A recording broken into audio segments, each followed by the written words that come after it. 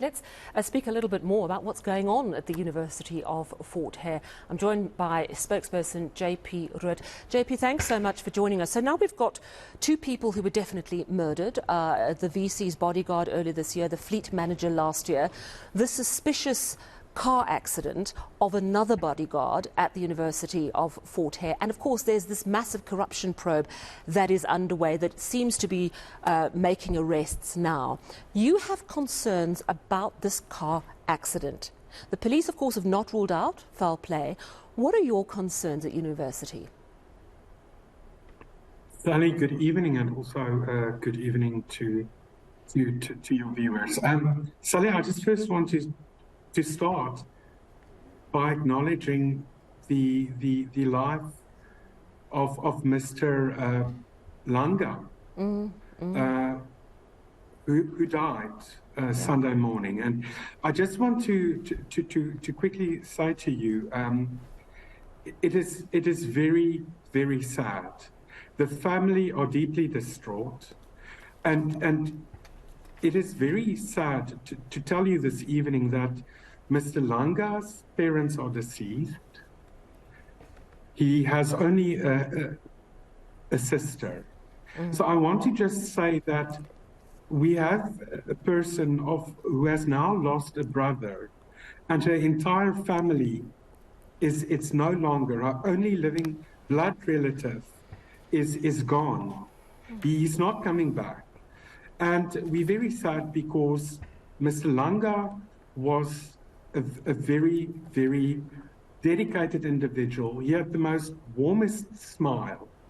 And he was always just so professional and courteous. So tonight, it's a very sad moment, especially for the family and especially for Mr. Langa's sister, Absolutely. who has now lost her only brother. That's so very sad. We also understand, and perhaps you can confirm this, that he was going to be a witness at this corruption probe. Talk to us about that and your concerns about this car accident and the way it's been processed. Sally, let's start with the developments that we are aware of that occurred on Sunday morning. We are very worried that basic forensic procedural steps did not take place. We have the evidence. Or let's just put it the other way. If we're going to ask the police for evidence, I don't think they're going to be able to produce that to you. So number one is that no blood tests were taken. No blood tests were taken on the accident scene. And then the very concerning part, I guess, is the fact that the car that collided or rammed into Mr. Langa's vehicle, we've seen the case in the OB, which is the occurrence booklet of by the SAPS. It is very strange for us that police failed to take down the car registration plates. They took down the car registration plates of Mr. Langa's car, but it is very serious and concerning to us that the police did not take down the license plates of this car. So we are asking for the police minister to look into this matter. We are very unhappy, and we believe this is very important for justice. And I just want to come back. You're right. It was the police minister who said he's not ruling out foul play. And at this moment, without evidence, it is very worrying and concerning. And yes, Mr. Langa was going to be a key witness in the major corruption case of those individuals that were arrested as suspects and who are appearing tomorrow in the court in Alice for their bail application. Very worrying indeed. So the car that collided with Mr. Lange's car, you're saying that the driver of that car did not have his blood tested. Furthermore, there's no indication that the registration plates were taken down. Do you know if the driver of that car was arrested, processed? Do the authorities know who he was? Is there at least a way of, contacting him? We understand, but we have not received the full details, that arrest was made today, and the arrest occurred in the morning, and that the alleged driver appeared today in the magistrate's court. But Sally, what's worrying is that the police had the individual on Sunday, and he was not arrested on Sunday.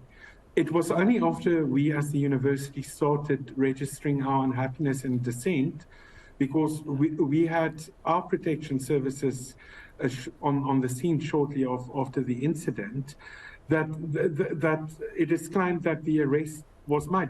Why only make the arrest despite the fact that the individual was there on Sunday? It's very strange.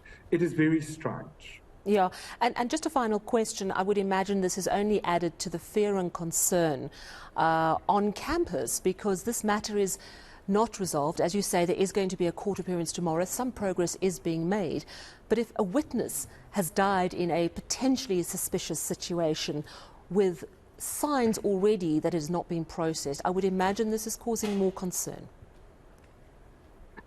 Look, I think the immediate priority, well, I don't think I know, the immediate priority for our management and for our council is obviously firstly the well-being and welfare of Mrs. De Lange's family. Yeah. And also very importantly for our staff and students, but moreover for our very brave protection services. And these are very brave men. Let me tell you, Sally, everyone is committed to rooting out corruption at the University of Fort Hare, and that's very important. So yes, it was very somber, but what we are now doing is ensuring that everyone who feels affected, who might be affected directly or indirectly, receives the necessary support. All right. Well, thank you so much for speaking to us this evening. It's an issue that has to be properly investigated, and we'll certainly keep covering it here on eNCA. That, of course, is the spokesperson for the University of Fort Hare, JP Roodt. Now, still to come